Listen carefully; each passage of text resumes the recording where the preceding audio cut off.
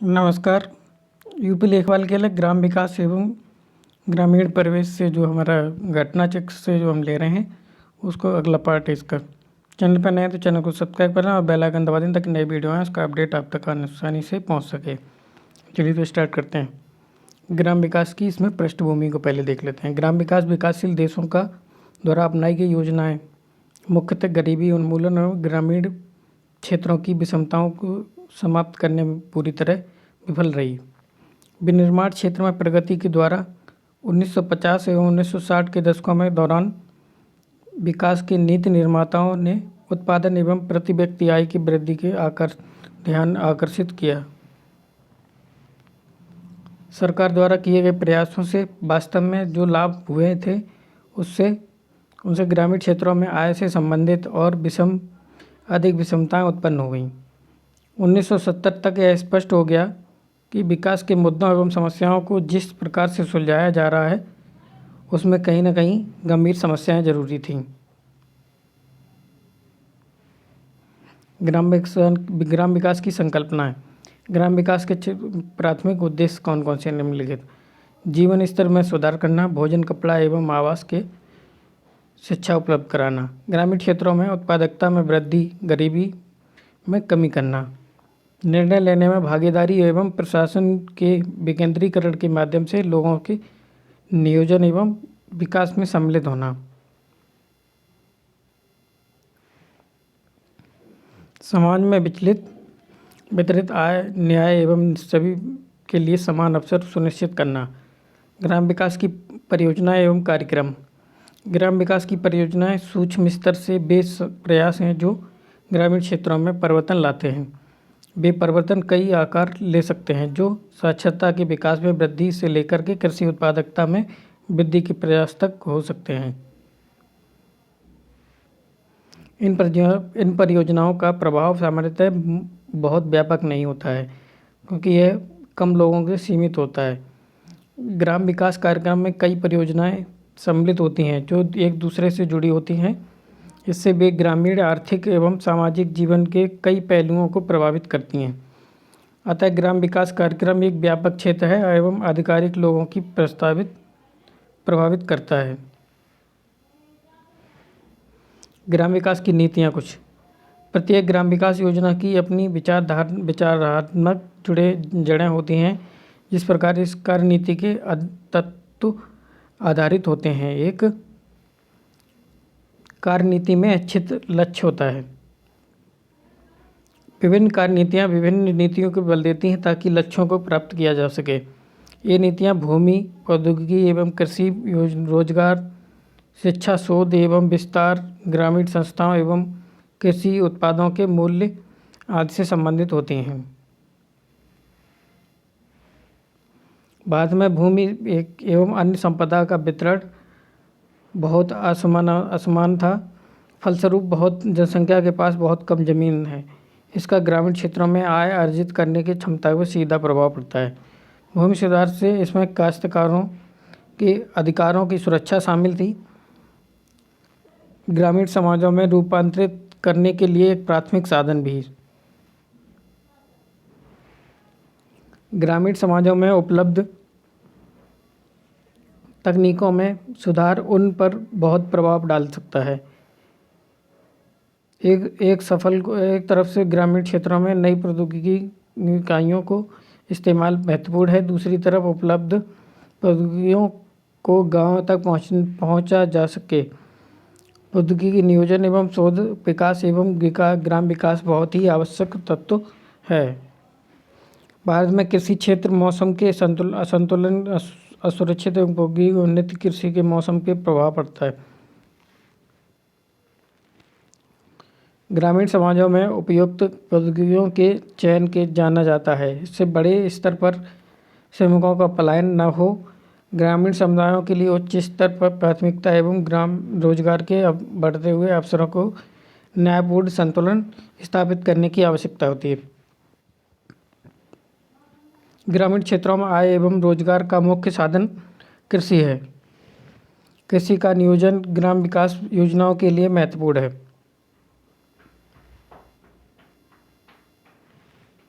भारत में ग्रामीण क्षेत्रों में निरक्षरता की समस्या बहुत विकट है। शिक्षा का अभाव ग्राम विकास को आगे बढ़ने में बाधक हो सकता है।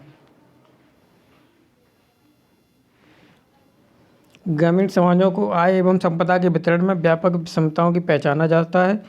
शिक्षा का अभाव ऐसी परिस्थिति की उत्पन्न होती है जिससे यह समस्या बढ़ जाती है।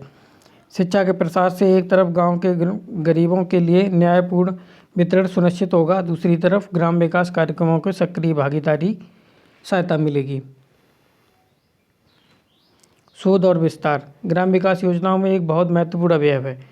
शोध ज्ञान में वृद्धि करता है जो ग्रामीण संस्कृति के लिए उपयुक्त है, और विस्तार वह सुनिश्चित करता है कि लाभ लक्षित समूह पर तक पहुंच सके।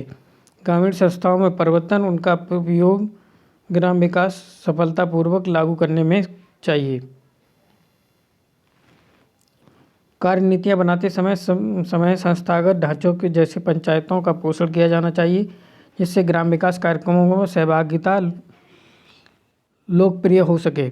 वे संरचनाएँ ग्राम विकास की कार्य नीतियों एवं वास्तविकता से लागू करने में शक्तिशाली माध्यम हो सकते हैं। ग्रामीण संस्थाएं जैसे बैंक, सहकारी समितियां भी आज ग्राम विकास में महत्वपूर्ण भूमिका निभा रही हैं। ग्राम विकास कार्य नीतियों के प्रकार कौन कौन से हो सकते हैं? संसाधनों का एकत्रीकरण, नियंत्रित पूंजीवाद परिप्रेक्ष्य, कृषक एवं कृषि परिप्रेक्ष्य,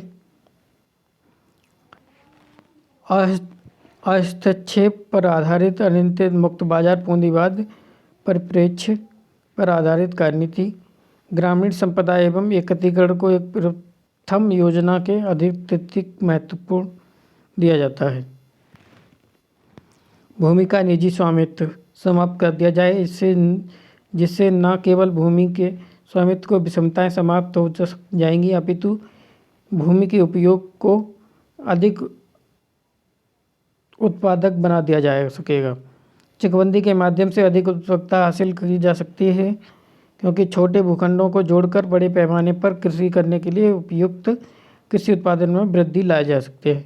चकबंदी को ला करके बड़े स्तर पर खेती से उत्पादकता की बढ़ती है और आधुनिक प्रौद्योगिकी ट्रैक्टर हार्डवेयर के रूप में उपयोग की संभावना भी बढ़ जाती है।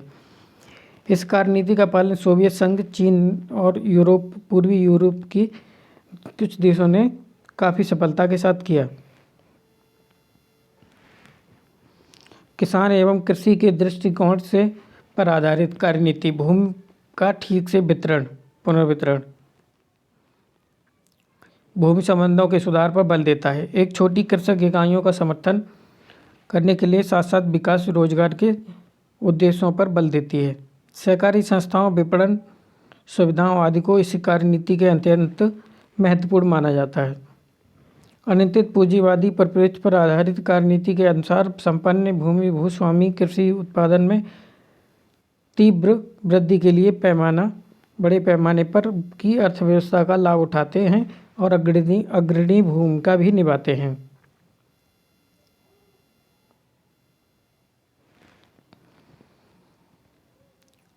बाजार अर्थव्यवस्था से संबंधित अनुभव पर आधारित भू वितरण एवं वास्तविक कृषि क्षेत्र के वृद्धि सुनिश्चित करने वाली योजनाओं को प्रकार में दो रूपांतरक योजनाओं में किया जा सकता है। एक रूपात्मक योजना यह है कि भूमि स्वामित्व का समान वितरण होता है। इस योजना का जापान, ताइवान, कोरिया में बहुत अधिक सफलता से प्रयोग हुआ। अतः भूमि सुधारों एवं परिणाम स्वरूप ग्रामीण संपदा के समान वितरण की वजह से कृषि क्षेत्र के संसाधनों में समान वितरण हुआ। दो रूपात्मक योजना कृषि क्षेत्र में वृद्धि के लिए कृषि उत्पादन वृद्धि प्रयास एवं ग्रामीण क्षेत्रों के आय संपदा वितरण कठोरता के परिवर्तन के उपाय के बिना करती है। लैटिन अमेरिका के कई देशों में इस योजना का प्रयोग किया गया। ग्राम विकास नियोजन ग्राम विकास योजना बनाते समय विभिन्न क्षेत्रों की आवश्यकताओं एवं समस्याओं पर ध्यान रखना चाहिए। चूँकि इसका कार्य क्षेत्र व्यापक है, बहुत विकसित करना बेहद महत्वपूर्ण होगा। गरीबों एवं शोषितों के उत्थान के लिए आर्थिक सहायता और विशेष प्रयास स्पष्ट रूप से महत्वपूर्ण अर्थव्यवस्था में लंबे समय के लिए उत्पादक आधार पर जोड़ने के लिए नियोजन अत्यंत आवश्यक है। स्थानीय क्षेत्र का नियोजन पंचायतों के माध्यम से ग्राम विकास लाने के लिए महत्वपूर्ण साधन है। स्थानीय नियोजन से उत्तरदायित्व की भावना प्रबल होती है। इस व्यवस्था से रिसाव को रोकने के लिए कार्य किया जा सकता है। इसके कुछ सारांश क्या है। विकासशील देशों में गरीबी की समस्या के समाधान के लिए बहुआयामी उपागम की आवश्यकता है, विशेषतः उन ग्रामीण क्षेत्रों में जहां जनसंख्या एक बड़ा हिस्सा है। ग्राम विकास आर्थिक समृद्धि के अलावा एक अन्य कारकों पर भी निर्भर होती है, जैसे कारक ग्रामीण क्षेत्रों में शिक्षा, स्वास्थ्य सुविधाएं, बेहतर ढांचागत सुविधाएं, रोजगार सृजन एवं गरीबी उन्मूलन जैसी समस्याएं। इन सभी उद्देश्यों को प्राप्त करने के लिए सभी कारकों को ध्यान में रखते हुए ग्रामीण समाजों को विकसित करने के लिए कार्य नीतियों का निर्माण करना पड़ता है। भूमि सुधार का अर्थ एवं उद्देश्य इसमें देख लेते हैं। भूमि सुधार शब्द का तात्पर्य क्या है। इसका भूमि पट्टों के सुधार से है। पट्टा शब्द लैटिन भाषा के टेनेओ शब्द का से बना है। इसका अर्थ होता है कब्जा करना होता है। इसलिए भूमि पट्टों का उपयोग उस परिस्थिति का वर्णन करने में होता है जिसके अंतर्गत भूमि का कब्जा करना रखता है। भूस्वामित्व को मुक्त कराकर जब्त करने की व्यवस्था संतुलित करने के लिए भूमि का पुनर्वितरण किया जाता है। भूमि सुधारों को समाज न्याय के उपकरण के रूप में देखा जाता है, क्योंकि ये अमीर भूस्वामी वर्ग एवं गरीब भूमिहीनों के पास पट्टों सुरक्षा नहीं है। ये बीच तीक्ष्ण वर्ग विभाजन के शोषणकारी संबंधों के लक्षणों से प्राप्त करने की प्रयास है। भूमि सुधारों के अवयव। भूमि सुधारों के अंतर्गत मुख्यतः 5 अवयव आते हैं। बिचौलिया पट्टों का उन्मूलन, काश्तकारी सुविधा सुधार, भू संपत्ति का हदबंदी एवं अतिरिक्त भूमि का वितरण, भूमि का चकबंदीकरण, भूमि अभिलेखों का एकत्रीकरण एवं व्यवस्थित करना।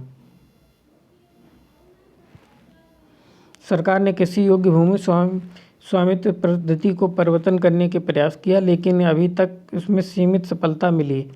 स्वतंत्रता के बाद बिचौलियों का उन्मूलन एक महत्वपूर्ण उपलब्धि थी। इसके विपरीत भूमि सुधार कार्यक्रमों के अन्य अवयवों प्रगति के अभाव, अर्थात भूमि निर्धारक नियमों के लागू करना, काश्तकारों के लिए पट्टों का सुरक्षित करना।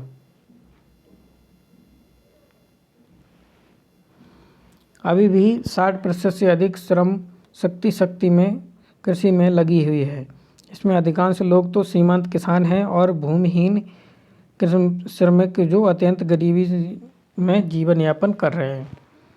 मुगल काल में पट्टों की व्यवस्था मूलतः रैयतवाड़ी व्यवस्था थी, जिसके अंतर्गत भूमि का मालिक सीधे किसान थे। टोडरमल, जो मुगल सम्राट अकबर के वित्त मंत्री थे, ने भूमि मालगुजारी संकलन के सुधार करने के लिए औसत पैदावार का 1/3 निश्चित किया था। उसका मूल्यांकन 10 वर्षों के औसत मूल्य के हिसाब से तय किया जाता था। औरंगजेब की मृत्यु कब हुई। इसमें 1707 में मृत्यु।